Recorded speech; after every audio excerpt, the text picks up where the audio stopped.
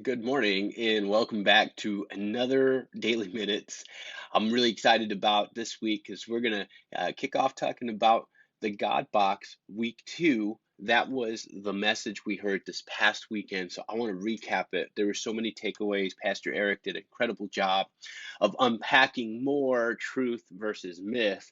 One of the myths he unpacked was that God's fair. In Romans 3:10, we read that there is none righteous, no, not one. There's none who understands. There's none who seeks after God. They have all turned aside. They have all together become unprofitable. There is none who does good, no, not one. You might be thinking, wow, that's not very optimistic. That's kind of a downer. But the reality is that we're all sinners. None of us have, made God's glory. We've all fallen short of that. But see, that's where we bust the myth of God is fair. He isn't fair. He's better than fair.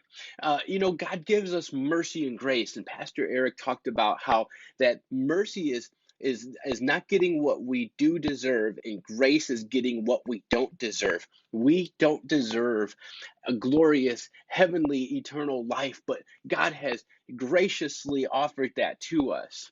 And we also learn that God has a purpose in our pain, that every setback is a setup for our comeback, and that every setback is a setup for Satan's downfall. And we see that over and over again in the Bible and even in our lives, maybe even in your life. You've seen that where there's a setback.